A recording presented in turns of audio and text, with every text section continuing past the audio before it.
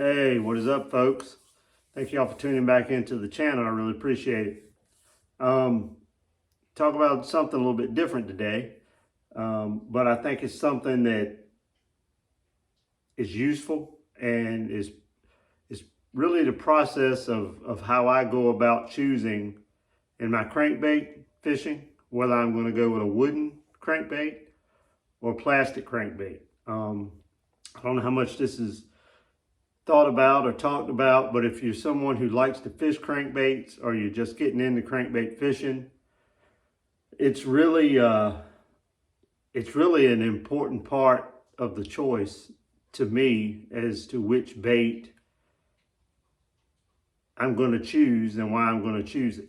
Crankbaits to me have always been one of my favorite ways to fish ever since I realized that early on in my fishing, crankbait was one of the few baits that I could take and I could make a fish react to it and eat it maybe when he didn't really want to eat it.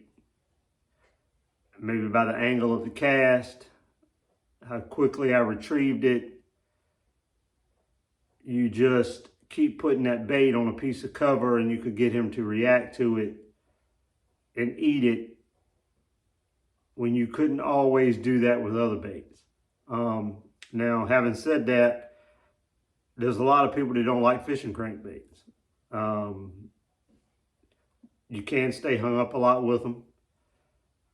You do have to, at times you have to cover a lot of water to catch fish with them. It's it's a different bait compared to the other choices we got when it comes to bass fishing. But it's always been one of my confidence baits because early on I had success with it when I wasn't having success with other baits. Now, does it sometimes bite me? Because no different than anybody else. Sometimes I may try to get on a bite with a crankbait when it's just not the best choice.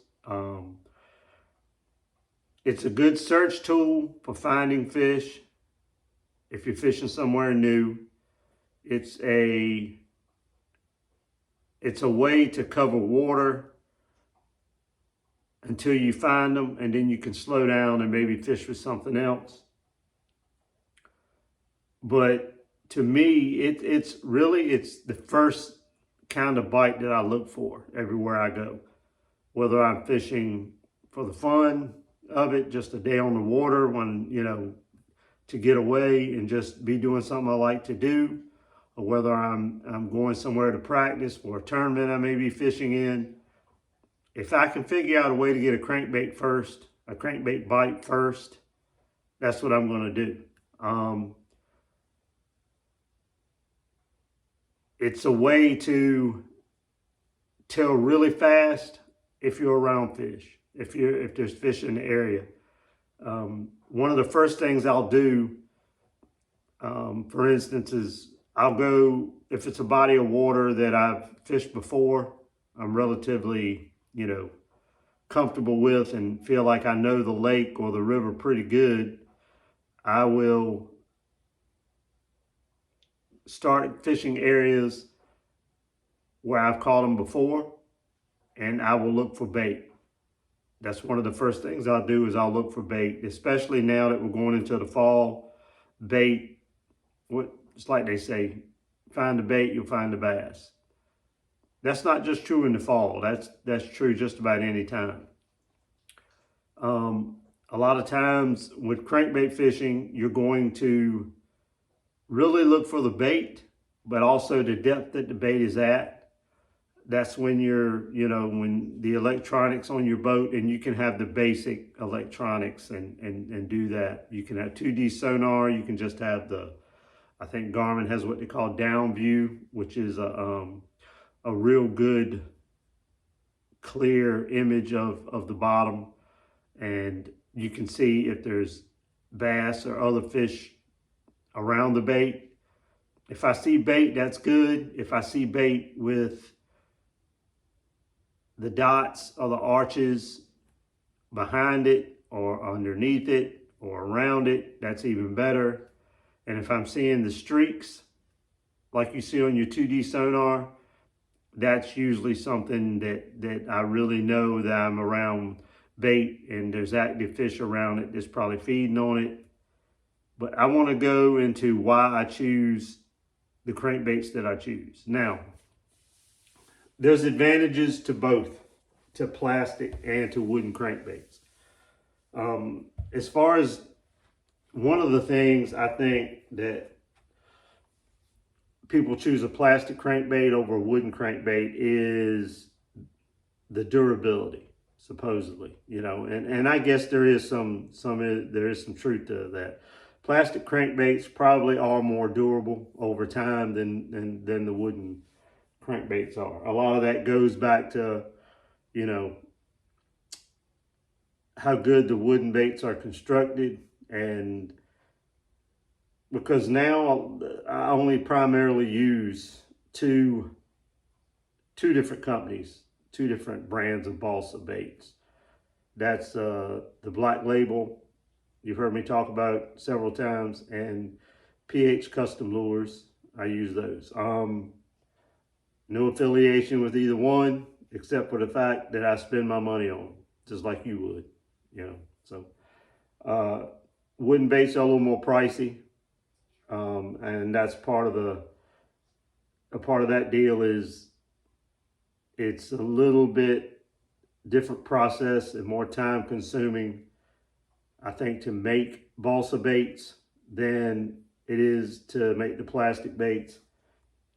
I think the plastic, you could probably make a bigger volume of them faster than the companies that make the balsa baits. So you're going to pay more for a balsa bait, especially a good one. Still got some Bagleys from back in the day that have stood the test of time, and I still throw the old Bagleys. Everyone used to throw the Killer Bees and all those others.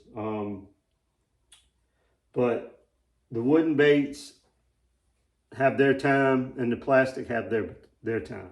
Now, like I said, the plastic over time is probably more durable. When I'm fishing and I want a crankbait let's talk about this first, colors. One of the things about a plastic bait is you can often get a little bit more detail in the color schemes on, plastic baits.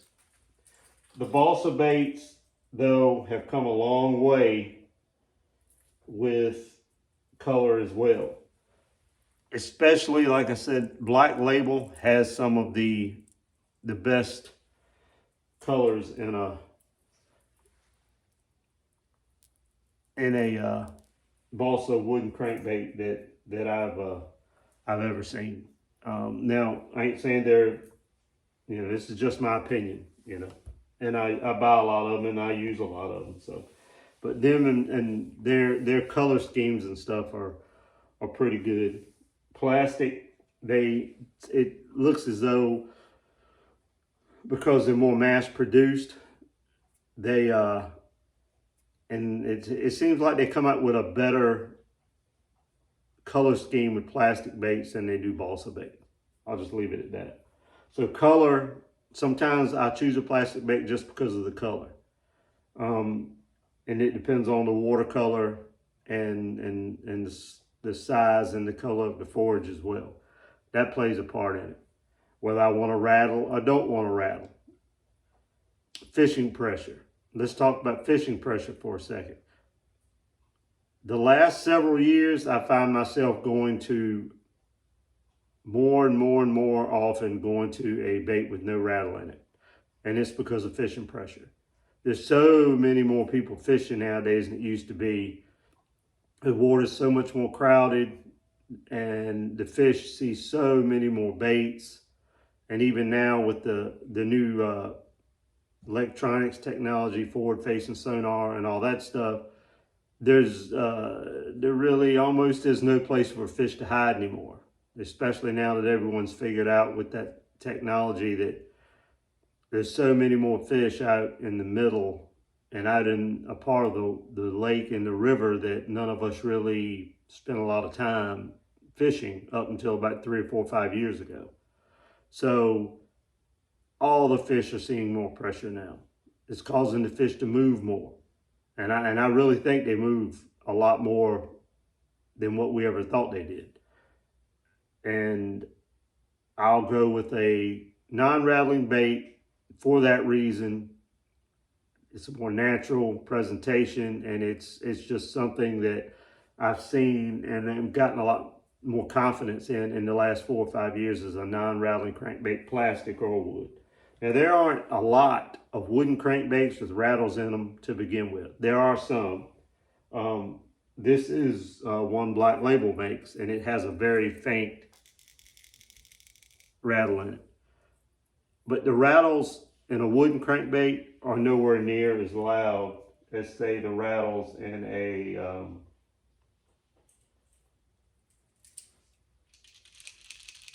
plastic crankbait. They're much louder in the plastic than in the wooden baits. It's more faint. It's not as, it's just not as loud. But I'll go with the non-rattling crankbait, I'd say 75% of the time. Maybe even close to 80% of the time. Even in rivers where there's tannic and stained water, I usually try a non-rattling bait first. I look for a lot of the square bills, the plastic square bills with no rattle in them. Bass Pro has a non-rattling plastic square bill. I'm sure everybody else does too. But first, I'll start out with non-rattling bait. If I feel like I should be catching more than what I'm catching, I will go and I will try the rattling crankbaits. Again, fishing pressure has a lot to do with why I make those choices as far as rattling or non-rattling. Sometimes when I'm fishing around grass, I'll go with a rattling crankbait. Because one of my favorite crankbaits to fish around grass, like if you got Potomac River, submergent grass, is this little guy right here. This is the Strike King 1XS. It's always been a real good crankbait. Everybody for years used the Man's 1-. I stumbled on this bait, and if I had to have one crankbait that I've had more tournament success with, is this one. I got a second in the BFL on the Potomac River as a co-angler, bait solely off this one bait. I don't know how much, you get on little rolls with baits. And when I first started fishing with this thing, it was 2 or 3 or 4 years there where the BFLs as a co-angler or club tournaments or whatever I was fishing, this little crankbait caught me so many fish, big fish, small fish. And it's mainly always been good around pads and grass and anywhere where I could fish it up and around or above it. It's just always been a good bait for that. Most of the time around grass, I go with a plastic bait. One of the big reasons for choosing a plastic bait is almost always, the majority of the time, a plastic bait will rise faster on a stop. Like if you're doing a stop and go retrieve, plastic bait tends to rise to the surface a lot faster than balsa and wood does. If I'm fishing rock or wood, a lot of times I'll go with a balsa crankbait, a wooden crankbait, because I don't want it to rise away from the cover that fast. Especially if in the spring. That's why you see so many people, I'm sure, throw flat sides or wooden crankbaits in the spring. They don't want that fast rise of the bait.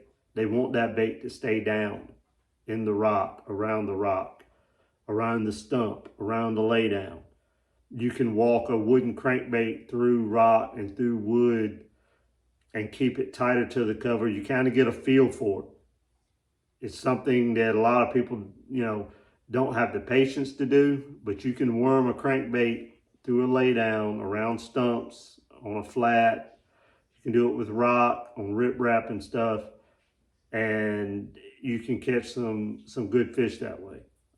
That's why I think crankbaits are good baits in the spring. That's why they're getting ready to become one of the better baits for the next 6-8 weeks into as we go through fall and into winter. Is because of that fact. So much of what the bass is going to be feeding on is on a crankbait, and a crankbait probably imitates a bait fish better than any other bait there is. Spinner bait's probably good too. A lot of the swim baits now are good too. Swim baits have probably pulled a lot of crankbait fishermen away just because of the natural look and the better hookup with a swim bait, because you got the one big hook compared to treble hooks. I wrote some notes down just because I always make sure I like to cover and tell you guys everything. The rattle and no rattle, we've talked about. The quick rise, the colors, and the forage size. A lot of time forage size is a big deal. You don't see as many really small wooden cranks as you do plastic. Plastic, you'll see several companies make now a really small plastic crankbait because they can make them small and they can put weight in them. And you could probably do that with balsa too, but you don't see as many tiny balsa baits as you do plastic. So sometimes you go to plastic because of the forage size. The biggest thing to me is the type of cover I'm fishing, the water temperature, and the water color. Those three things probably are what dictate to me whether I'm going to go with wood or plastic the most. I always crank with 10, primarily 12-pound Berkeley, big game. Sometimes 10, sometimes 15, depending on the bait and the situation. That does change. I always crank with, I'll say always, 90% of the time I'm cranking with a 5/4 to 1 gear ratio reel. That's just a confidence thing for me. A lot of people don't like, nowadays they got so many options with gear ratio. A lot of people will go with a faster retrieve. I do throw, when it's not a 5/4 to 1, I'll throw a 6/3 to 1 on a square bill or something like that. But most of the time, spring, summer, winter, fall, I'm throwing a 5/4 to 1 cranking with a 5/4 to 1 reel. But that's just me. Flat side crankbaits. Some of the best flat side crankbaits I've ever fished with have always been wood, always been balsa. This old guy right here, this company may not even be in business anymore because I have a hard time finding these. This was called a Tennessee Killer. I bought these, I bought several of these for next to nothing at a bait shop that was going out of business. And I got a couple of them left. I always hate when I hang one of these up and haven't been able to get it off, or when I crack a bill on one of them. I don't know if this is a balsa bait or not, because this bait does rise a little bit faster than some of the others, but it's always been a good wooden bait. Just quick note, years ago, Strike King made a bait called a dancing shad. It was made out of jellyatong wood, which is some kind of wood from Asia or somewhere, because I've looked it up. And they didn't make those baits very long. If you can get your hands on some of them, buy them. If you like to crankbait fish and if you like throwing wooden baits. I don't think there was no rattle in them. A little bit different body style to them. The paint jobs are really good. And I have found a guy on eBay that sells them for about 20 bucks each. Back in the day, you could get them for $4.99. That was, been 20 years ago. But that's a good bait. It's that jellyatong wood, though. You're talking about something that rises fast. That thing rises I want to say it's almost comes up back through the water column on a stop and go retrieve. When you stop it, that thing is just, it's just there on the surface. But I used to catch a lot of fish with those things, and I've been thinking about getting some more of them, but they're hard to find. But there is a guy on eBay that sells them. But it was a Strike King dancing shad. It was a Bill Dance model bait or something like that. But that's just a little side note if you're a guy that's really into wooden baits and balsa baits and things like that.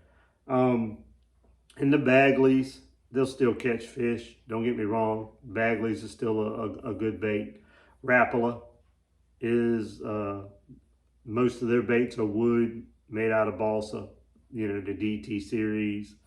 Note the DT4 is another wooden bait with a rattle in it. It's got a very slight, faint rattle in it. If you want something, a wooden bait with a rattle, that's another one that you can get that is a really, really good bait. I think that's basically everything that I base my decisions on when it comes to wood or plastic. The type of cover, I pretty much, if I'm fishing, I know people have the deal with the durability of plastic. If I'm fishing riprap, natural rock, I will throw plastic a little more, but I throw a lot of balsa around plastic. Around rock, I'm sorry. The balsa baits I buy, the ones I use primarily, the Black Label and the PH Custom Lures, they, for me, hold up good around rock. Whether I'm cranking riprap, whether I'm cranking natural rock, it doesn't seem to matter. They hold up well. The cranking isn't, hitting that bait up against the rock when you're retrieving it isn't what, you know, over time it could wear on a bait. The things that really hurt a balsa bait is when you cast and you slap it up against the dock or you slap it up against the rocks. After a while, it'll chip the paint, or it'll get to the point where you can see the wood and the water affects the way that bait sits in the water and runs in the water. So if you get your casting right, the actual action and working the bait around the rock doesn't wear on it as much as just your casting and hitting the bait hard up against the side of docks and rocks and that kind of thing when you're casting them out. They'll hold up a lot better than what you think they will. Like I said, the wood doesn't rise as fast to the surface. It hangs around the cover. Now they do things with plastic now, plastic baits, where they'll add weight and try to, you see so many plastic companies come up with baits where they'll tell you that their bait fishes and retrieves and acts like a balsa bait. So that should tell you something when you see them come out with these baits that they say is like a balsa bait. There's one bait, to me, personally. The Fritz side is one plastic bait that has a close resemblance, characteristic of a flat side balsa bait. But it's still not the same, but it's close. The Fritz side is. And David Fritz, pretty much, his name is all over that bait. And he pretty much designed it and helped him engineer it and make it. And that dude is done. He designed a DT series for Rapala. He designed and used a lot of the baits for Pose back in the day. So he knows what he's talking about when it comes to a crankbait. So the Fritz side is a good choice for a flat side bait if you don't want to spend the money you'll spend on a balsa bait. So I hope this is helpful to you in deciding, plastic or wood crankbaits.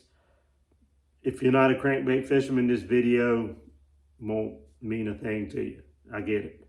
But if you are and you're getting into it and you want to go to the, maybe take your crankbait fishing to another level or whatever, there is differences and subtle differences between balsa and plastic and when you should use one or the other.